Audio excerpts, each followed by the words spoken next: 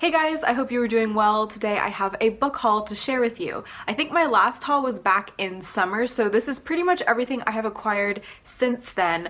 I have a few things from a library book sale, I got sent some stuff for my birthday, and of course I did purchase myself a few things. Yeah, this is all of the physical books I have acquired. I have acquired a few audio and ebooks, but quite frankly I just can't be bothered to pull all those titles together and do fancy inserts, so let's just get into it. I want to start off with kind of the random books that don't necessarily fit into a distinct category, starting with The Sunlight Pilgrims by Jenny Fagan. Now this was my next Blogging for Books book, so I was sent this for review, and from what I understand, it's kind of a futuristic, kind of dystopian story where the world has gone through intense climate change and people's lives are really dictated by that. I want to say I first saw this on Mercedes' channel, but I could be totally wrong, but vaguely when going through the offered titles, I recognized this one and thought, I think I've heard good things about that, so I decided to pick this up. But now that I'm looking at the back, this is actually the follow-up to Jenny Fagan's first novel, so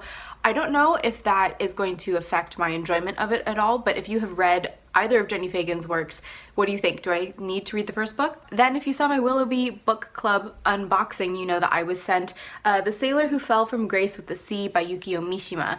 This is of course a lovely little vintage edition. It's a buttery cover and it's a very small little paperback. Yukio Mishima is a Japanese author I have not yet read anything by, but whose work I have heard kind of conflicting opinions on, so I'm interested to get to this one, and it's quite short, so I think this will be one that I could probably go through in a day or two. Then probably the most exciting book in this entire haul, and one that other people might leave till the very end, is the absolutely stunning The Beginning of the World in the Middle of the Night by our very own Jen Campbell. Now you're probably thinking, but I thought it wasn't published in the States yet, and you're right, it's not. I just pre-ordered this from the Book Depository like way back in June when she first announced the publication date. So yeah, I am very excited to have my hands on a copy of this. This is of course her new short story collection published by Two Roads, and it is just absolutely beautiful. Inside you also get an illustrated cover page, and you get little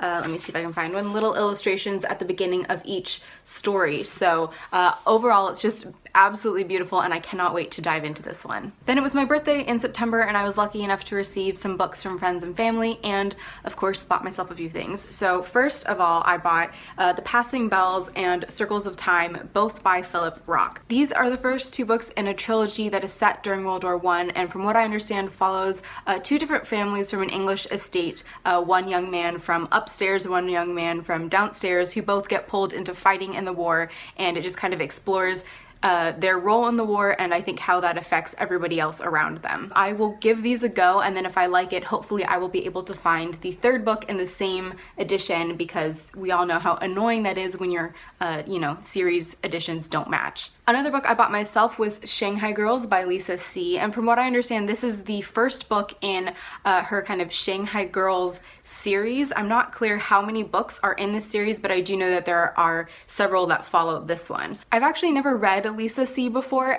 though she is a very fascinating author to me, because I know she considers herself to be Asian American because she does have Asian American heritage, but I think looking at her, the average person wouldn't be able to tell based on appearance that she is in fact Asian American. So I find her very interesting. I'm thinking of maybe writing an article about her for April magazine next year, so I thought I should probably go ahead and read some of her books and kind of get familiar. Then for my birthday, my mom got me The Only Pirate at the Party by Lindsay Sterling. I'm sure most of you guys know who she is, and while I definitely watch her videos, I'm not like a rabid fan or anything, but I really like what she kind of stands for, this kind of be unique, be yourself.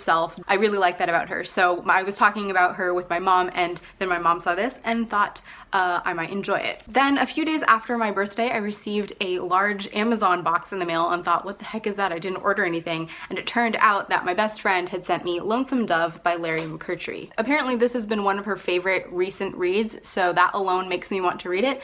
But I've also heard great things about this from, I believe it was Ashley from Climb the Stacks. Although it is definitely a bit of a chunker, I'm thinking this might be a fun one to start during the Christmas season when I don't have as much going on work-wise and can spend a little bit of time with a chunkier book. Then my uncle was kind enough to send me a few kind of random books, the first of which was actually a picture book entitled The Jester Has Lost His Jingle, Story and Pictures by David Saltzman. Now this is a story kind of about finding happiness within yourself even when the rest of the world seems like kind of a dismal place, and I think that message becomes even more poignant when you think of the author's story, which is that he actually wrote this shortly after he was diagnosed with Hodgkin's disease. He's since passed away from that, but I think that just kind of makes this an even more special, inspiring story, and yeah, I think it's really cute, and I did mention this already in my September wrap-up. My uncle also sent me What Happened by Hillary Rodham Clinton, and I have